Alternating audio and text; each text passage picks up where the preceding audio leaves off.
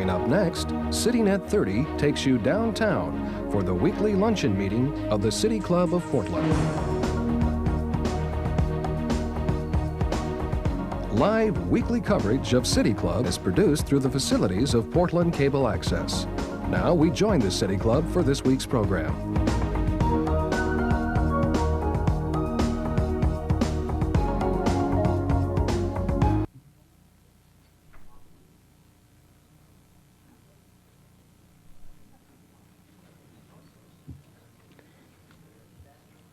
I'd like to thank Hillary and John and the others in this committee that have done their work on it.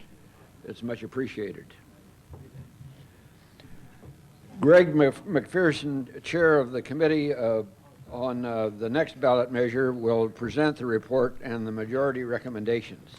Following his presentation, Tom Arnold will present the minority report. Greg? Thanks, Lloyd. Each time I serve on a City Club committee, I'm always impressed by the intellect, energy, and good citizenship of club members, and the Measure 94 committee that I have the privilege to chair is no exception. I'm going to identify the committee members. Please identify yourselves if you're here so that people can appreciate your work. In addition to me, we have Tom Arnold, Herb Crane, Stacy Graham, Jeremy Grand, Susan Oliver, and Jennifer Weber. Our research advisor was Tamsin Wassel, and we got, as always, tremendous assistance from Research Director Paul Leisner. Measure 94 was placed on this fall's ballot by initiative petition. It would repeal 1994 Measure 11's mandatory minimum sentences. Before Measure 11, adults convicted of violent crimes in Oregon were sentenced by judges under the state's sentencing guidelines. These guidelines provide a presumptive sentence that depends on the seriousness of the offense and on prior criminal history. The judge had discretion to depart upward or downward from the presumptive sentence based on aggravating or mitigating factors in the way the crime was committed as well. Also before Measure 11, youths under age 18 were prosecuted for violent crimes under a separate system of juvenile justice unless waived to adult court. This system has different procedural rules and more lenient penalties that are aimed at reforming the wayward youths. Fueled by public frustration over crime, 1994 Measure 11 imposed mandatory minimum sentences for a list of violent crimes, including murder, rape, robbery, and assault. There is no variation based on prior criminal history, nor for the way the crime was committed. Furthermore, Measure 11 sentences are substantially longer than the presumptive sentences provided by the sentencing guidelines, except for those with long criminal history. Measure 11 also required that youths aged 15 to 17 who are charged with these violent crimes be tried in adult court and, if convicted, serve the same mandatory sentences as adults, although they serve them in youth facilities. Measure 94 would entirely repeal Measure 11. If it passes, the sentencing guidelines would apply to adults convicted of violent crimes, and juveniles would be prosecuted in their separate system unless waived to adult court. And the repeal of Measure 11 would be retroactive, because Measure 94 requires that all persons sentenced under Measure 11 have the right to be resentenced without its minimum sentences during the first 90 days after passage. A majority of the committee recommends a yes vote on Measure 94, and a minority recommends a no vote. Despite this difference, all members of the committee agree on most of the conclusions set out in our report. We all agree that Measure 11 applies to serious crimes of violence from which the public should be protected. We agree that the presumptive sentences in the sentencing guidelines seem generally too lenient for such crimes as applied to adult offenders. We also agree that Measure 11's mandatory minimum sentences are inappropriately long as applied to many juveniles, and that they are too inflexible for all offenders because they do not allow consideration of prior criminal history and aggravating and mitigating factors. We found that Measure 11 did not remove from the criminal justice system the discretion to arrive at appropriate punishments for violent offenses. Instead, it shifted that discretion from judges to prosecutors, who decide what crimes to charge and what plea bargains to offer. Although we did not find credible evidence that prosecutors are abusing this discretionary power over sentences, We believe it is better for judges to have such power than prosecutors. This is because judges in Oregon are directly elected by the people and therefore are more accountable for their actions. Also, giving a stronger hand to prosecutors who are advocates in the criminal justice system creates an imbalance of power with the defense. In short, we all agree that Oregon would be better served by a system in which judges exercise discretion over sentences, but with longer sentences for adults than are provided in Oregon's sentencing guidelines. Where the majority and minority part company is over how we get there. I'm now speaking only for the majority. Because Measure 11 amended state statutes and not the Constitution, it could be made less harsh and inflexible by action of the legislature. Similarly, if Measure 11 is repealed, Oregon's sentencing guidelines could be made tougher by the legislature. The committee majority focused on which of these two scenarios is more likely to occur. The majority believes the legislature is unlikely to make significant changes in Measure 11 if it is left in place for two reasons. First, in the current political climate, legislators want to appear tough on crime. Bills to lengthen sentences will be easier to pass than bills to shorten or to introduce discretion. A second reason results from 1994 Measure 10, an amendment to the Oregon Constitution passed as a companion to Measure 11. Measure 10 requires that any reduction in minimum sentences fixed by vote of the people must obtain a 2/3 majority vote in both the House and the Senate. Thus, a bill to shorten Measure 11 sentences would require a 2/3 vote, while a bill to lengthen the terms in the sentencing guidelines would require only a simple majority. Therefore, the committee majority believes repealing Measure 11 is the better route to reasonable sentences for violent criminals in Oregon. I move adoption of the majority report. Is there a second? We'll now hear the minority report.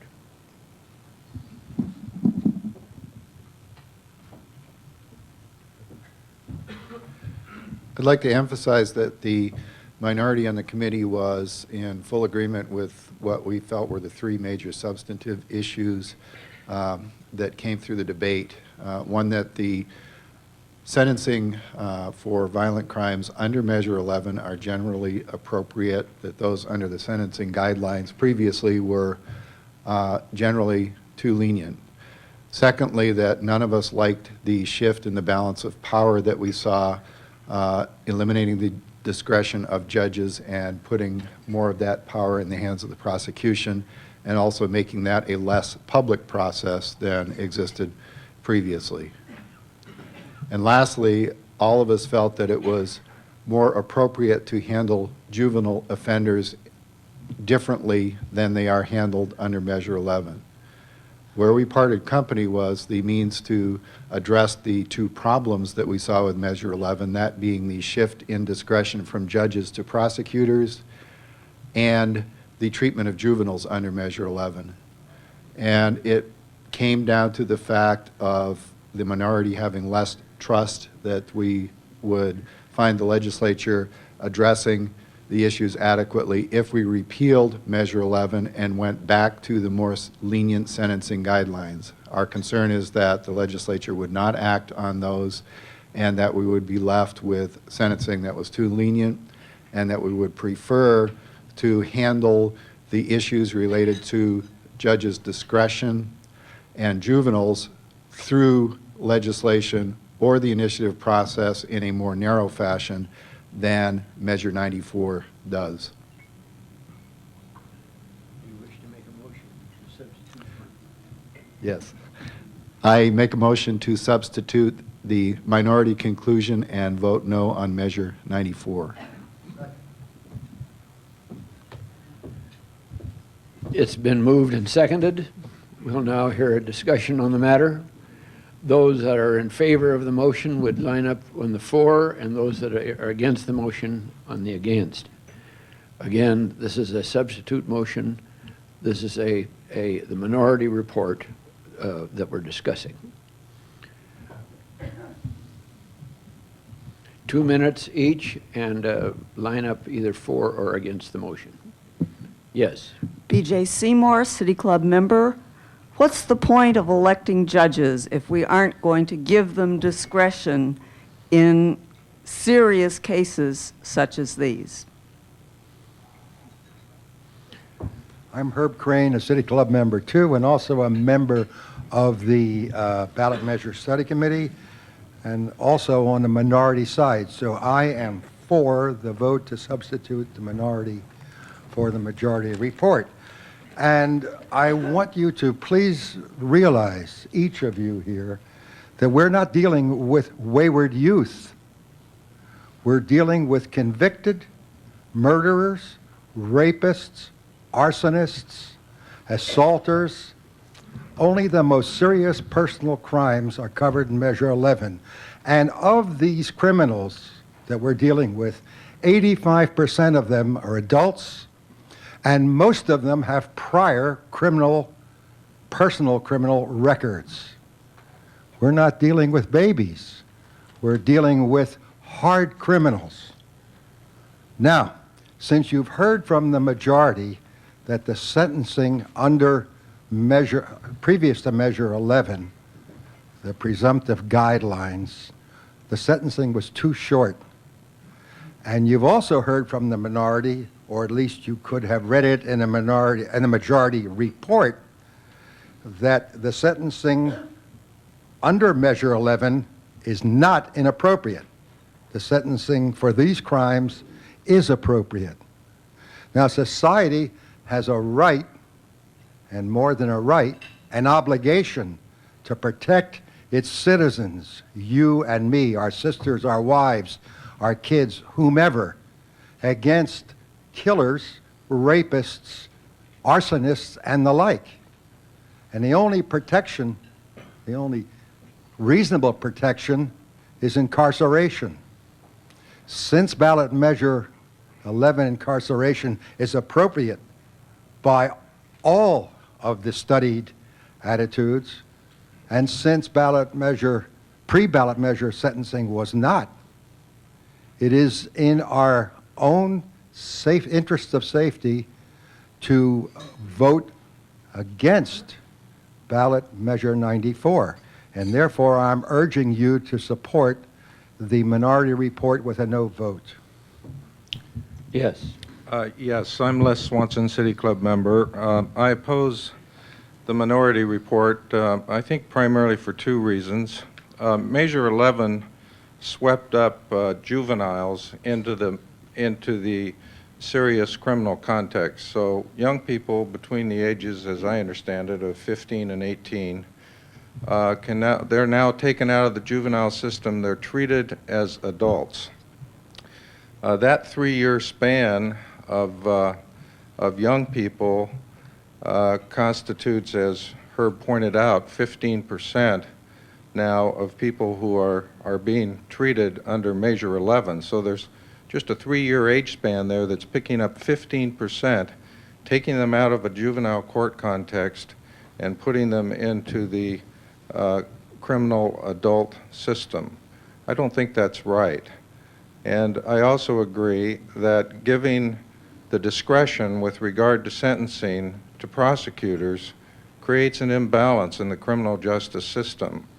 And that balance should be protected by judges and not be upset by giving too much power to the prosecution.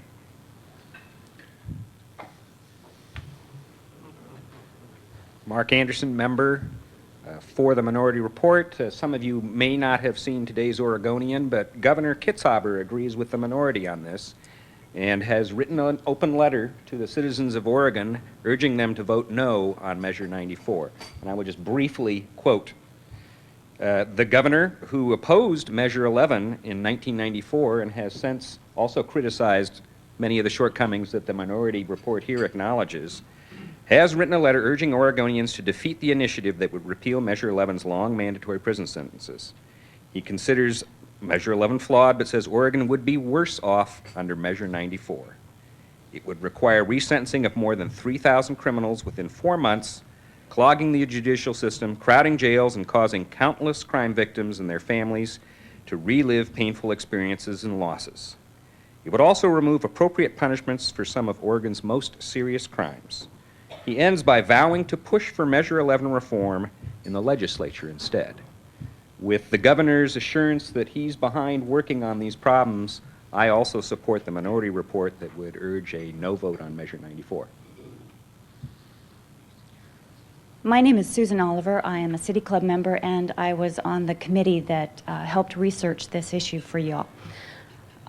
I certainly hope that Governor Kitzhaber, regardless of the outcome of ballot measure 94, will continue to work on behalf of sentencing in the criminal justice system of the state of Oregon. I'm not a big fan of either Measure 11 or the sentencing guidelines. I think if you study the ballot measure report closely, you'll find that there are serious problems under both sentencing environments, and that we have a lot of work to do as a state, regardless of the outcome of ballot measure 94. I would encourage you to vote yes on ballot measure 94. I'm not sure if I'm standing in front of the right microphone, but I would encourage a yes vote on ballot measure 94 because, as Greg pointed out, we believe it's going to be actually less work to revise the sentencing guidelines to increase presumptive sentences than it would be to introduce the discretion necessary that we feel is appropriate into the Measure 11 sentences. So yes, regardless of the outcome, we do have a lot of work. I would encourage you all to get out there and do it. Thanks. Any further discussion? Do I hear a call for the question? Again, this is to substitute the minority report, and that means that, in summary, you would recommend a vote no on the measure. Will those that are in favor of the motion please raise your cards? Opposed? The nays have it. We will now have a discussion on the minority, on the majority report. Is there any further discussion? Yes. Let's see.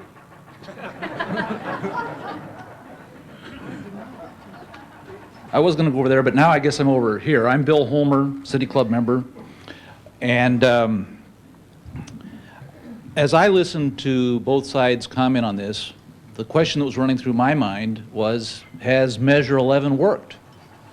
And lo and behold, in my trusty dusty booklet here, it says Measure 11, success or failure. And it comes squarely down without coming down on one side or the other. But as I read it, it says, in terms of sheer numbers of violent crimes reported on an annual basis, we see a steady rise from 1979 to 1995, after which we see the beginning of a steep decline. It seems to me like Measure 11 is working if we want fewer violent crimes in Oregon. There's an old saying, if it ain't broke, don't fix it. Well, I'm not opposed to fixing it, but maybe with regard to Measure 11, we should mend it and not end it. Is there any further discussion? Do I hear a call for the question? Those in favor of the majority report, please raise your card. Opposed? The majority vote is a favorable vote, and that'll be the position of the City Club. Again, thank you very much for the members of the committee in a complex issue.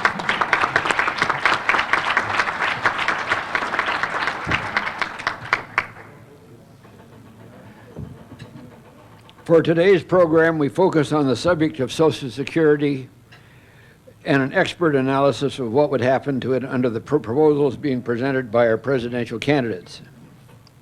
Our guest speaker is Don Balmer, chair of the Department of Political Science at Lewis and Clark.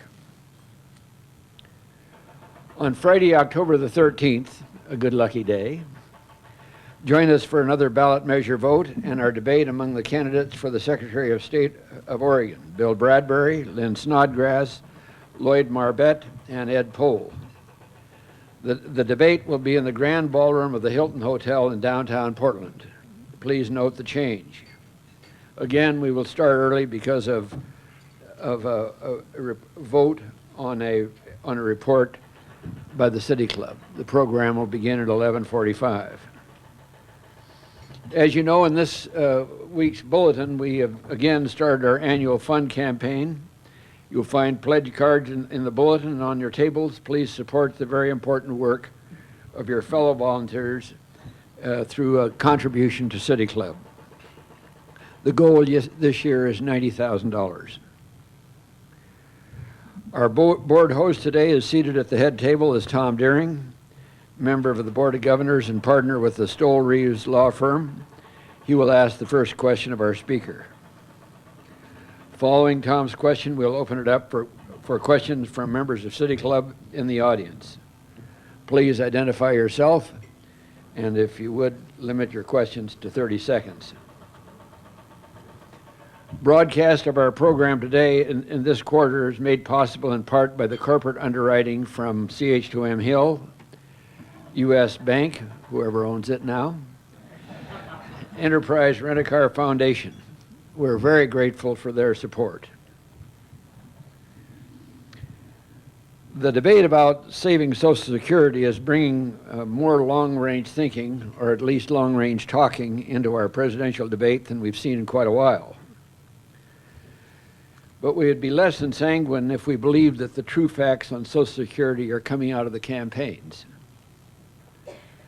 Don Balmer, chairman of the Department of Political Science in Lewis and Clark, and a Social Security recipient himself, brings us an outsider's look at the system and its future. Don, after 49 years, is the college's most senior faculty member. And while he's retired, he's still teaching full-time, whatever that means. Don is the recent recipient of the college's most prestigious award, the Morgan Odell Medal for his sustaining commitment to the institution and his leadership in the advancement of its aims. It's the second time in the history of the institution the medal has been awarded. Don has been a longtime community activist, be it attending political national conventions or helping draft convention planks. He belongs, if you will pardon the old saw, to no organized political party. He's a Democrat. He's improved the status of migrant labor and was a founding member of the Valley Migrant League. He's been an active in numerous local and state activities, including the Metro Studies Commission and president of the Oregon chapter of the American Society of Public Administration. Don has led dozens of off-campus and overseas study programs for students and senior civil servants.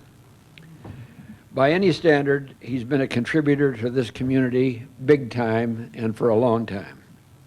Don, can Social Security be saved? Don Balmer.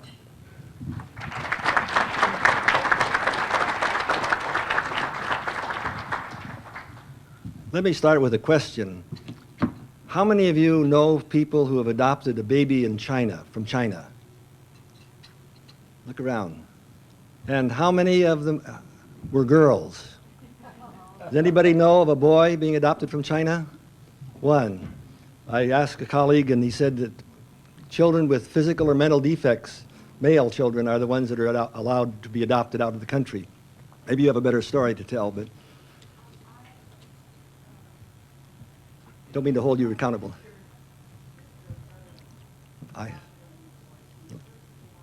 Wonderful.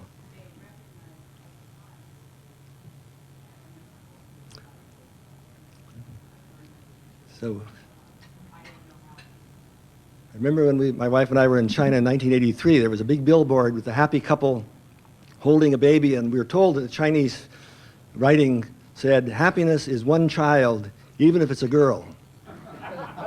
And so we all know that they have a Social Security problem that they're dealing with this way. And the one baby boy is going to have 4 grandparents and 2 parents, apparently, to support. Well, anyway, their problem's down the road, and they have a city club, I hope, that's working on such issues. But I'm going to start that as a beginning here. We note that government is a problem-solving apparatus created by people to deal with problems that can't be handled locally and individually, privately. And so we want to take a quick look at the background of Social Security. And we go back to the Great Depression, and a number of people here remember that, and others have read about it. And Franklin Roosevelt said he saw 1/3 of a nation ill-clothed, ill-housed, and ill-fed, and that it took special action in these times that require the people to stand up and to report to their fellow citizens that they have a rendezvous with destiny and they're going to deal with these problems of provided for relief, recovery, and reform. Social Security Act was passed in 1935, and I went over to the library and looked at the Time magazine of 1935. Well, I first got distracted by the ads for a new Nash Lafayette for $625 or a Plymouth for $475, and then I thought, well, the Plymouth won't outlast Social Security at this point. I think it's being retired, is it not? In any case, Roosevelt promised the people a New Deal, as my history prof used to say, not a new deck. And in the reforms of 1935, after a number of Supreme Court decisions striking down some of the emergency measures, we find the Securities and Exchange Commission being established, the Public Utility Holding Company Act being passed. I might add a parenthesis here, the City Club ought to pay some attention to that given the deregulation of electrical power that's going on. And the Wagner Act, to setting up the National Labor Relations Board, and the Social Security Act, and many others. Those are big ones there. So when we think ahead to why we don't have a trust fund, you might ask yourself, in what firms would you invest in Wall Street in 1935 that would have the trust of the public that has just established an SEC and a PHUCA? And you probably get an answer to that question for yourself. The Social Security package was designed to deal with social insecurities, the insecurities of unemployment, of old age, and of illness. So that for many years we thought of the Social Security program as a package of three things. One is unemployment compensation with a tax on employers that would be refunded to the states to set up a program to provide for an employment service so you didn't have to rely on rumors where there were jobs, and you've all remembered the grapes of wrath hearing jobs in California. I remember the old cowboy song, "Dear Okie, if you see Arkie, tell him Tex has a job for him in California." But you don't have to go by word of mouth. You can go to the employment service, and the problem of the private placement agencies would cause this to be a nationally established program with state variations. Unemployment is still a state program. Just checked out the latest figures I had at hand and saw that Louisiana paid $127 a week and New Jersey $254, exactly twice as much. And I think of the Social Security in terms of the old age pensions. If they were set up by states, who would be living in Florida and Arizona and Southern California now? You'd still be stuck out in Iowa and upper state New York. But the second part of Social Security program then was the old age and survivors insurance, which was established as use the word insurance with a tax on employees and employers both, and it would be a uniform national program. Then there was also a little catch-all that provided for people who were blind, were aged but hadn't been in any pension program, families with dependent children, and sort of general assistance. And that later got spun off in separate programs, and we don't have time to go into that very much. So we're going to look at particularly the old age and survivors insurance that was provided in that 1935 Act. And I'll look at maybe 6 or so categories of that Act that require tinkering over the years without actually reforming the program, which is now being proposed in the presidential debates. So that is reforms by some people are proposed. So we have in this presentation, first of all, a comment that the fund set up is called a trust fund, but is not made up of private securities. It is not really a trust fund. It is funds that are put into the Treasury and for which certificates are given. And the Treasury says, when need be, the Social Security Fund can draw on that trust fund and the Treasury will pay, whether it has to pay out of current taxes or borrow more money, whatever, there's an obligation of the national government to itself to make good the funds that have been put on deposit. So when we look at these components, we find that, first of all, look at the payroll tax. Which payrolls? Well, over the years, Social Security has been extended to include farm families, include self-employed people, federal employees, over 90-some percent, 95% of the people now are under Social Security in this country. It wasn't that large at the beginning. The payroll and the self-employed people pay both halves of the fund, which the tax, which was started out at 1% and went up to 3%, and it is now 6.2, and then special money for the health insurance will come to that. The amount that is going to be taxed, the fee, the percentage, has changed over the years to provide enough for the program. It's also been applied to an ever-increasing number of dollars in the paycheck, so that now if you earn up to $72,000, you'll pay the Social Security tax, and there is no ceiling on how much will be taxed for the hospital insurance, the HI part of the Social Security package. So if you earn $100,000, $200,000, you'll be paying Social Security old age tax up to $72,000, and you'll pay the other percentage for whatever amount you have. There's no ceiling to it. So we have tinkered with that over the years to keep it up to date and to reflect the changes that the economy has gone through. The age of eligibility was set at 65, and we're told that was borrowed from Bismarck's Germany, because people didn't live much beyond 65, so that if you offered them a pension and they conveniently died, you'd have money in the fund. 65, of course, has become not that senior in age these days, and so we find that there are more and more people meeting that requirement and drawing on the funds. Now, in the 1950s, retirement age for women was lowered to 62, 1956, and 1961 lowered to men to 62. But if you took the money at 62, you got less in the way of benefits than if you waited until you were 65.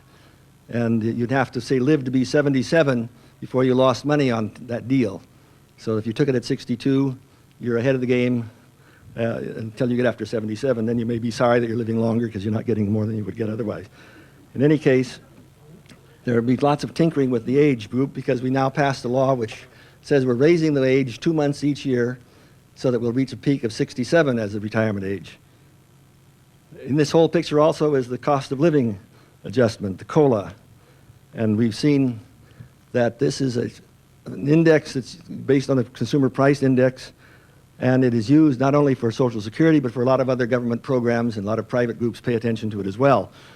There have been criticisms of the COLA being overly generous to the older people, because it uses a market basket approach that includes expenses that young families have, but older families don't. And so there have been suggestions of cutting back on the COLA, maybe dropping it 1% when inflation shows it might go up 2.4 or something like this. And that would be a way of adding to the fund or keeping the fund from being dispersed so rapidly. So COLAs are part of the discussion. There's also a thing called freedom to work. And this is relating to the loss you would have if you collected Social Security at a certain age and still worked and had income from your employment. And you'd lose maybe $1 of Social Security for every $3 you earned. That has been repealed as of this last spring, and it's called freedom to work. It was never a popular process, because it only dealt with wages and not people who had income from rent or interest or other sources. Then we also have the federal income tax limits on the Social Security receipts. That is, if you receive a pension, you're not taxed on the full amount, but you're taxed on a part of that. And there's a little element of progressivity in that. And so that can have an impact on how much money is in the fund and what people respond to when they decide to retire or not. There's another aspect that's quite complex, and that's whether the Social Security program should be on budget or off budget.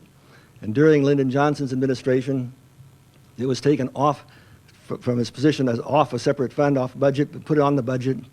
And there are probably a couple of reasons for that. One is probably it helped to fuzz up the question of how much Vietnam was costing and some of the Great Society issues. But it also had a macroeconomic purpose. And that is, it said, what is the impact of government spending on the total economy? And to conclude that it's just the government traditional federal budget and not include this large Social Security operation would not give you the picture in terms of how you might view the impact of the federal government on the national income.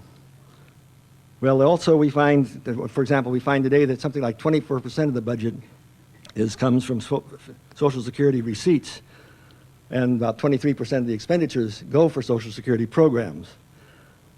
The recent years, we've taken it off budget, and part of that is to be able to focus on the growing surplus and the growing problem with Social Security itself and develop what's called a lockbox, where the surplus revenues, quote unquote, will be set aside for Social Security per se and not get mixed up in the general expenditures for other programs. So the on-budget, off-budget, while it's an esoteric question, it really relates to the Bush-Gore debates going on. Then, of course, Medicare comes into the picture, and we stop and think that the original Social Security program had a sort of a place in it for medical health insurance, but it was not filled at that time. It was too ambitious a program, and it was postponed and postponed. So we still don't have general health insurance under the government. We do have it for older people, Medicare, and then the Medicaid, a separate kind of welfare program that is provided through other funding, not the Social Security funding, but general Treasury revenues that come from taxes. So we have the various parts of Social Security that have been adjusted and tinkered with over time in order to adjust to the problems of the moment. But some fundamental problems have appeared. One thing, in the early 70s, Congress was too generous and gave too much, and the funds began to run down. Faced with this problem in the early 80s, the Reagan administration proposed some drastic cuts, and they found that the public reaction was horrendous. People opposed to cutting Social Security benefits or increasing Social Security taxes runs 60–70%, and so they quickly retreated from that. But they did set up a pattern where you have to look ahead for 75 years to see what will be the picture for Social Security funding. And this has given us some official guessing as to when the receipts from Social Security will be less than the expenditures, and somewhere in the year 2030 or so that date comes, but based on all kinds of assumptions of what the economic growth will be, what the tax will bring in, what the expenditures will be. And this has also led people to take a look and see who's going to be paying that, and start looking at the number of workers per retiree. And around mid-2030s, there will be 2 workers for each retiree. Now, I could just say on a parenthesis here, we might ask ourselves, how many workers are there per student? Or how many workers per soldier? Or what does that mean in a sense? But it does focus attention on what one writer, Peter Peterson, calls the graying of America. And he has a book out that looks at this coming deluge of older people and the smaller and smaller workforce that's going to have to support these programs that are on the books.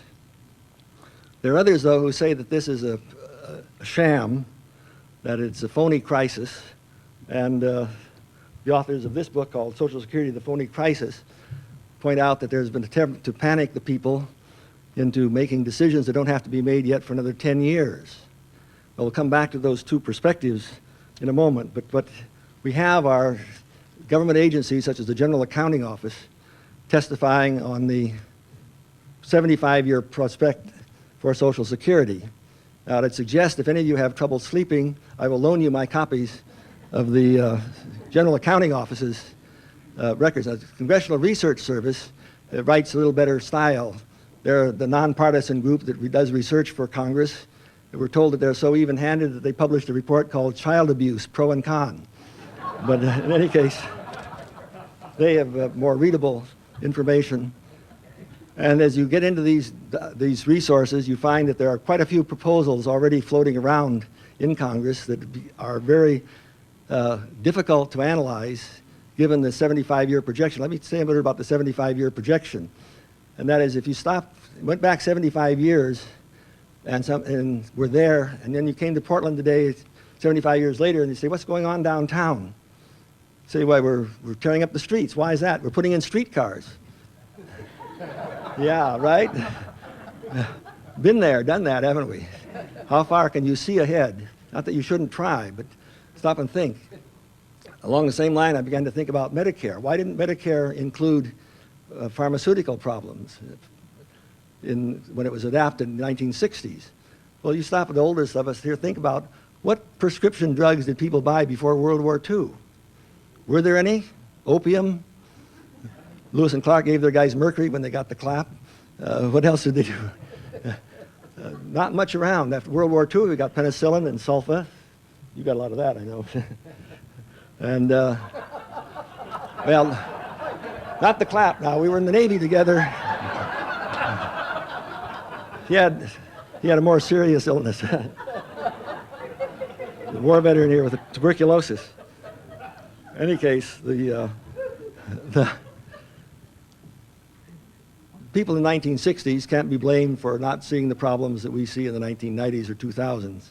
Just as we look ahead, people will probably think it's very funny that we're trying to guess what's happening in 2075. And again, part of the reason for that may well be trying to scare us into some sort of response to this. Well, what we have had are a number of responses, people pointing out the relatively few workers per retired person. And we not only have that here, but that's a problem in Germany and Scandinavia and Japan and other places, and they have to respond to that also. And we tend to think of, for example, myself, I thought 2 workers, if you work for, say, 40 years or 45 years, from 20 to 65, well, for the first 20 years, you're in school, and that costs a lot of money. And then the last years, you spend a lot of money on health matters. I think I've read 85% of the medical expenses come in the last 18 months of life. So you're going to have 2 people working to support these expensive kids and these expensive old people, and meanwhile still keep the country with a defense system with all the other kinds of things there, and that seems pretty difficult to do. And as I talk myself into this, this is a problem. Then I realized how few farmers support all of us. Every year since I've been dealing with public policy, every year there are fewer farms than there were the year before. And the output is incredible, so that productivity is a totally different factor than the number of workers that are available to put money into the pot. But nevertheless, there is this requirement that we look ahead and that the fund not be allowed to have the income drop below the outgo. And so, matter of fact, that date has been adjusted because of the good economic years we just had. And it's gotten 4 or 5 years further down the line, assuming that prosperity goes on like it has been. Well, President Clinton, 2 years ago, proposed that part of the Social Security money be allowed to be invested in the private stock market, but he didn't put that in his last message. He took it out, and he proposed that the Social Security take the money, pay off the national debt, and the money that would have gone to interest on the debt, which does not have to be paid now because we prepaid. Where's Bob Hazen when we need him? Didn't he used to do that with his hot canary on Monday morning on the news? In any case, that company said, prepay your mortgage and you'll save insurance. It'll be worth your while. So the Clinton plan includes paying off the national debt and then accrediting the Social Security account with this savings, as well as putting the regular money that goes into the Social Security pot. Well, the situation has now come out in the last election, this election. Tuesday night, they started to get into this, and Jim Lehrer said that'll take 2 more evenings to discuss nothing but Social Security. And we've got 15, 20 minutes here. So we note here that Governor Bush has stepped forward and said that he would like to take 2% of the 15+% that is paid into, or really counting Social Security, not the health part of it, the hospital part of it, 2% of the 12+%, and invest that in private accounts, which would then create millions of new accounts. There are 44 million people getting Social Security now, 155 million people paying into the pot. This would create a lot of new accounts, and some of the things you read about this said the stockbrokers are looking with glee at that. And I might report, as I drove by here to get to this meeting, I went by a building that said on the side of it, Wilshire. And I began to think about where I'm going to put this money. So the point I would make here is that Governor Bush's plan will, in the long run, work out, but in the short run, it'll take $1 trillion or so out of the money going directly into the Treasury now for the Social Security pay down and funds on hand in the trust fund, and would put it in the private investment, which may or may not stimulate the economy. That his plan, if you think about it, means that if the stock market goes down, and I understand that the records show for the last 200 years there's been an average of 7% growth in the private securities, but there are days when it goes down and years that go down, and some of us might be retiring and cashing in on just one of those downtime. if there are millions of people in that category, it's hard to believe that the government's going to say, well, I'm sorry you lost. We'll make that up. And, but we don't know that because it's still a proposal. Vice President Gore has, and Mr. Lieberman last night, said that they would put some of the money in paying down the debt, and matter of fact, eliminating the debt, and credit that interest savings to Social Security, and then encourage the 15% plus 2%, put it on top of that, Social Security plus another 2% of your own money. And if you're a low-income person, the Democrats propose that they would give you $3 for every dollar you save, or $2 for every dollar, or $1 depending on where you go from 20 to 30-some thousand. So it's Social Security plus and paying down the debt. It is, some people say, ignoring the real problems, but there are those who think that the untested parts of the Bush proposal, which in fact Clinton had also proposed earlier, raise such serious questions that this basic program that I would like to put in this context, it is probably the world's most successful social insurance, quote unquote, insurance program that's been in the history of the world. Now, when you stop and think about that, it's not saying much because the world's been a mess since 1935, but ours is going there. But it is saying a lot because our program runs on about 1% overhead administrative costs. A privatization in Chile averages about 15% overhead, so that this is a program that is very successful.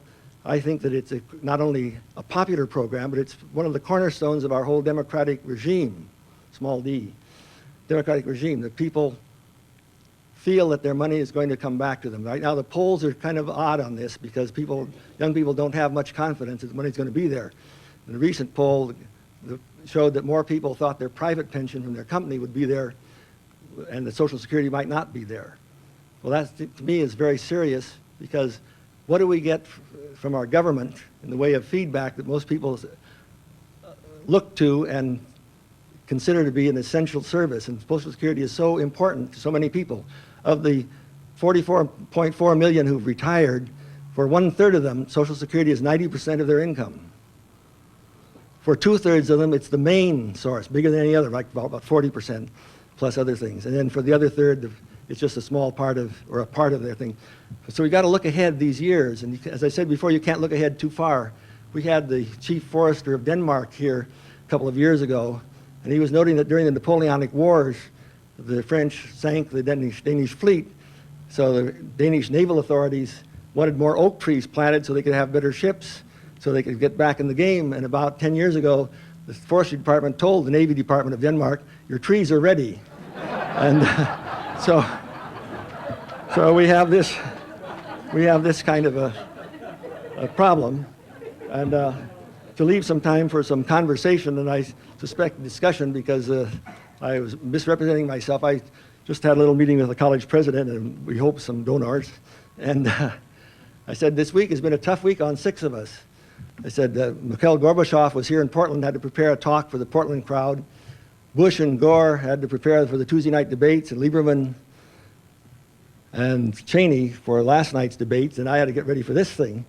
And I must say at the beginning when I was asked by some of your members, could I do something on this, I said, I can look into it. And I thought, well, if I can't do it, who can?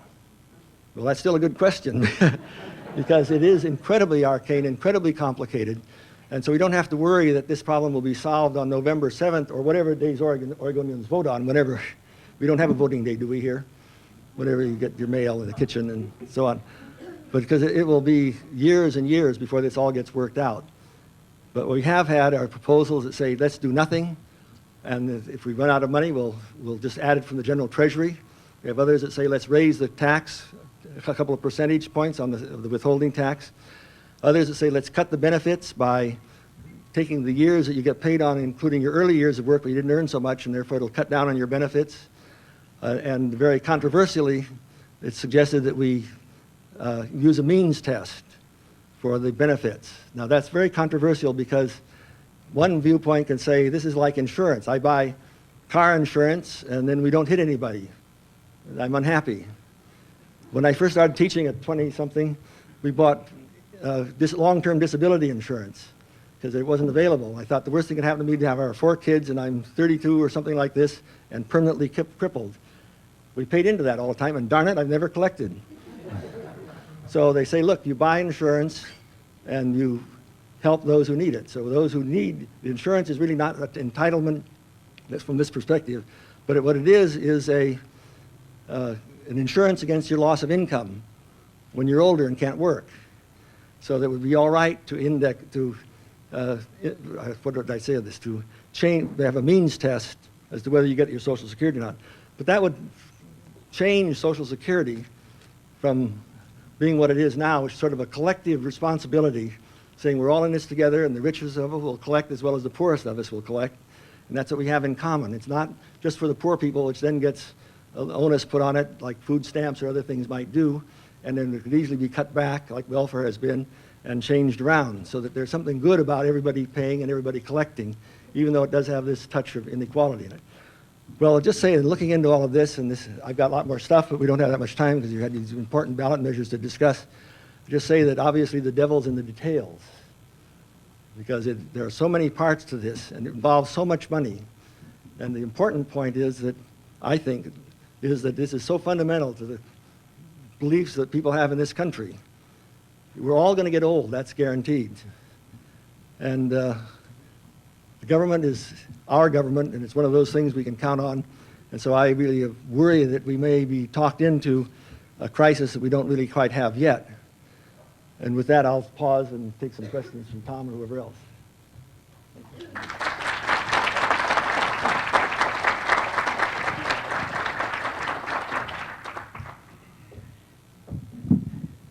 It is difficult to ask a question that goes beyond what the splendid survey that Don has given us of a subject that most of us know very little about. One of the things that interests me, Don touched on, that the government has this on the books now and actually borrows all the money from the trust fund and uses it for the to help balance the budget. And I wonder, one part of my question is, wouldn't it help politically if, in the way we think about this, if the government quit treating what it borrows from Social Security as income when it tells us whether we have a surplus or a deficit for the year? And I believe that that's the case. The second aspect of that is, when we talk about investing the money is there. Something has to be done with it. Always, since the start, it's been borrowed by the government to run the government. But they don't pay the same interest rate, I believe, that they pay when they borrow from the public.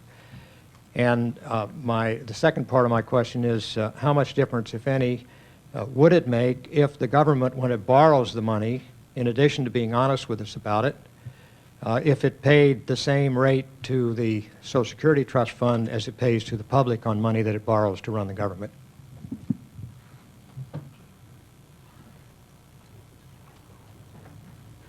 I see an economist or two in our midst, even some who've come back from abroad that might be able to help us a bit.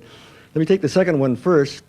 On the interest rate, I made a note to myself during World War II and after, if you bought a government war bond for $75, after 10 years you got $100. Imagine that. After 10 years, your $75 had grown to be $100. Whoopee. Now, if your broker did that, you'd shoot him today, wouldn't you? Or her, whoever it is there. So think of what the sort of security of government bonds is represented in the past. And of course, if it paid more, then it'd have to take it out of higher taxes. So it's really playing smoke and mirrors. I think that it's a problem. Now, what was the first part of that again? I got into... Would it make a difference if they were admitted? Oh, yeah, right. Would it make a difference if they admitted? Now, that was the sort of thing that happened with putting it on budget, when you moved it in there to hide the other shortcomings, the costs of military and social programs in the 1960s. And so taking it out is a move in that direction, to try and say, yes, this is different, and then the term lockbox is used to describe putting that in a fund that is identified and very visible, so that any attempt to raid it will be resisted. Now, the lockbox, of course, it goes to 100 senators and 435 members of the House, and there are 535 Jimmy Valentines who can pick any lock you can think of. And that's part of the problem, isn't it? That's part of the fact. But on the other hand, the way we handle the budget resolutions that we dealt with the 1974 Budget Act, where Congress sets a target in May or June, And then anybody who brings in a bill to either raise the spending or other things will have to show where the money's coming from a new tax or from a cut in something else. And that does become a discipline. It makes it more difficult for Congress to do that sort of thing. So I think by having this, taking it off budget and having it now well identified with the so-called lockbox, even though it's not a perfect lock, but if we paid more interest, then somebody'd have to pay for that. We have to raise taxes. That's where it's all going to come out of anyway, of course. So I would say we probably should pay more, although then again it has implications for all sorts of other things. Think back when we built the dams out here. We didn't sell bonds for those. We just said, well, why should the government sell bonds to itself or buy its own bonds? We'll just take it out of a current, and then by the time the depression ends and costs go up, we're still paying 2 or 3%, or we're paying the Treasury less than they'd like to get, and it causes difficulties for the proponents and opponents of federal projects such as the power dams. Excuse me, I'll stop. Chris Smith, club member. I'm intrigued by the idea of investing some of the Social Security funds in the private sector. It seems to me that one of the drivers in our economy in the last few years has been investment through 401ks in the private sector, and would Social Security investing in the private sector help fuel that?